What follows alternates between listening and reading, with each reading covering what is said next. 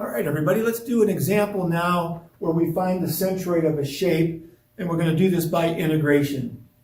Okay, so the shape we've got is a thick ring. So this is a thick ring, right? It's got an inner radius and an outer radius.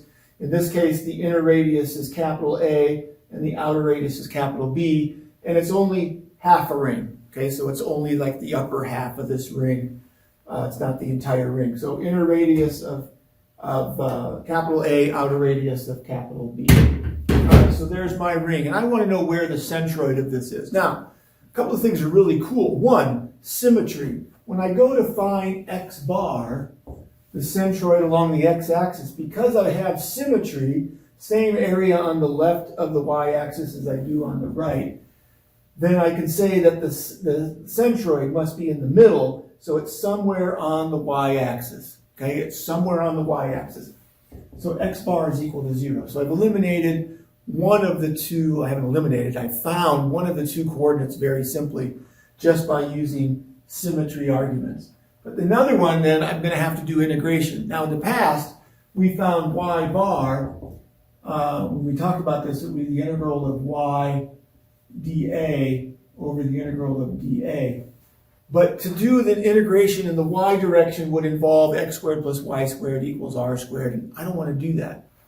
So what I'm going to do is I'm going to tell you that instead of doing rectangles, right, in the past we've done rectangles, real quickly, if I had a function like this, I would take a rectangle, and the thickness of the rectangle was dx, and the height of the rectangle, dx, not dy, the height of the rectangle was y, or f of x. Okay, so we're going to use a similar method. We're going to take a thin slice of this semicircle, and it's going to be a thin slice with a radius of r, so the size of that slice is r, and the thickness is going to be dr. Okay, so when I go to do the, I'm going to call it r bar, but I know it's on the y-axis, so this would also be equal to y bar. It's going to be the integral of r dA over the integral of dA. The question is, what is dA? What is the area of this thin slice of the semicircle? Well, take this ruler here, right? So I've got this thin ruler, and I'm going to bend it into a semicircle.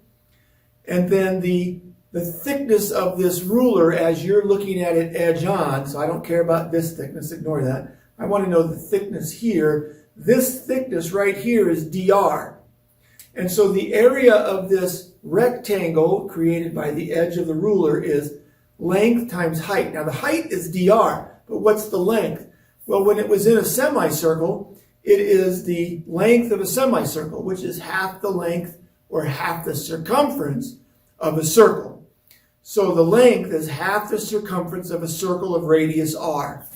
All right, so keeping that in mind, I can say then that dA for this purple semicircle is equal to the thickness, which is dr, and then half the circumference of a circle of radius r, but that's 2 pi r, but then I only want half of it, so it's just pi r. So dA is equal to pi r dr. And so this becomes an integral of pi r dr, and then an integral of r, and we'll come back to that, pi r dr. So I've got to be careful with that. So it's going to be not r, that's going to be y.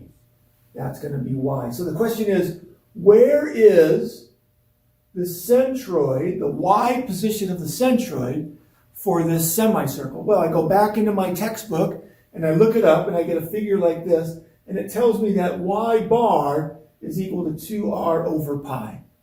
Y bar is 2r over pi.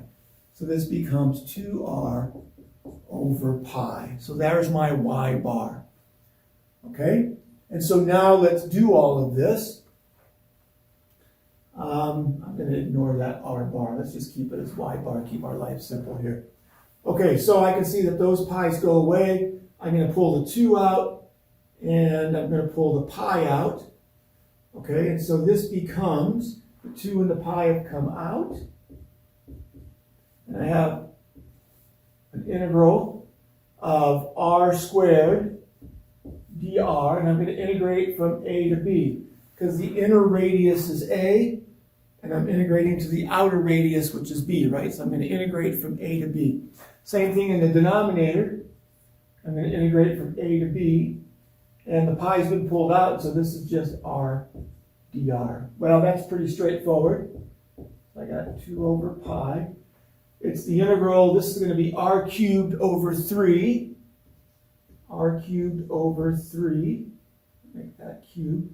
Evaluate that from a to b. And then this is r squared over 2. And evaluate that from a to b.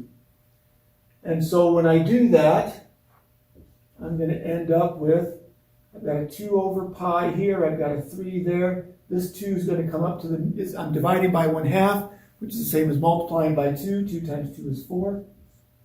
So I have 4 over 3 pi. Those are my constants. And then I'm going to have b cubed minus a cubed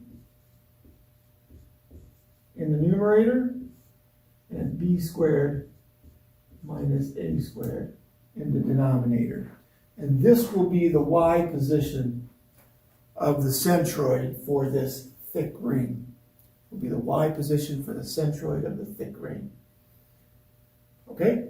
And that's how we find that by integration. The thing I like about this problem is it's a little bit different kind of integration than we've done with the dx's and dy's, or just dx's as the case might be. So it kind of introduces you to a new integration technique where we go out radially, that's in the book as well. And then we take advantage of symmetry. All right, cool problem. If you have any questions on this problem, please leave them in the comments below. Thank you.